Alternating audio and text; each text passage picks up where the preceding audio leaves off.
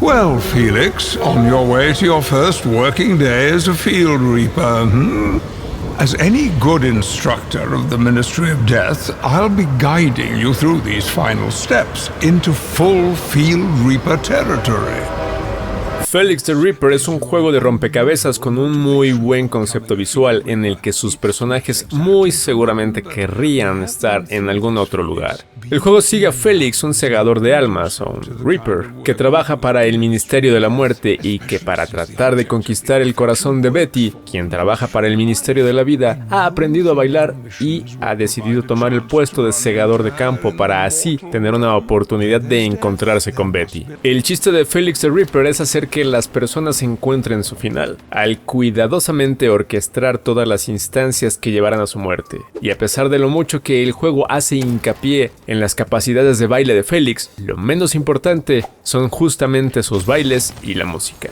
Los rompecabezas están situados en unas suertes de dioramas en los cuales Felix solo puede moverse sobre cuadrículas donde hay sombra, teniendo uno la capacidad de mover al sol para cambiar de posición las sombras. Así que el rompecabezas consiste en encontrar la forma de llevar a Felix de un punto A un punto B sin que quede expuesto al sol. Y la dificultad es incrementada por la cantidad de elementos con los que debe interactuar para lograr su objetivo. Y es una experiencia aburrida.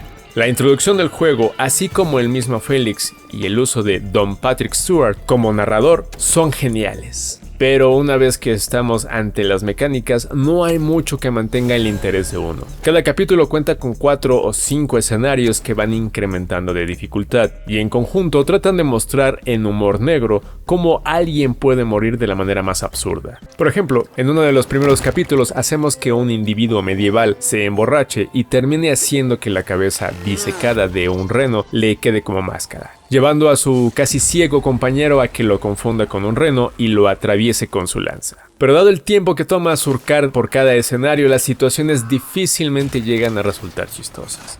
Realmente lo entretenido es la narración introductoria de Stewart, en la que le pide a Felix que mantenga sus bailes al mínimo y después, cuando se da cuenta que hizo que Felix matara a la persona equivocada. De ahí en fuera me resultó en una experiencia altamente aburrida, sobre todo para algo que se hace llamar una comedia romántica. Además, los controles no son muy funcionales que digamos. Una palanca controla al puntero con el que señalamos a dónde debe dirigirse Felix, y la otra palanca es para girar el escenario. El problema es que es extremadamente fácil perder de vista al puntero, y los movimientos de la cámara no ayudan en lo absoluto. Fuera de la locación de cada capítulo, no hay mucha variedad más allá de la incorporación de interruptores y toboganes por los cuales Felix puede desplazarse de un lado a otro del mapa. Pero una vez incorporados estos nuevos elementos, también se repetirán una y otra vez. En cuanto al audio, por alguna extraña razón, hay una enorme discrepancia entre el volumen de la voz de Stewart en las cinemáticas e intros de capítulo, y el nivel dentro de los escenarios donde es extremadamente bajo. Tune for more instructions. I'll just try this, I suppose.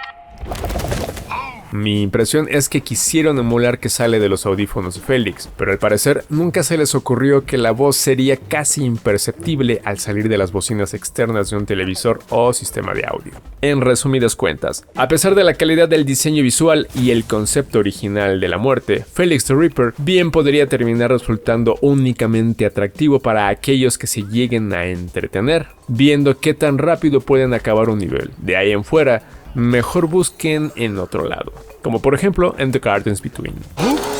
What's this? Oh, no, this is bad.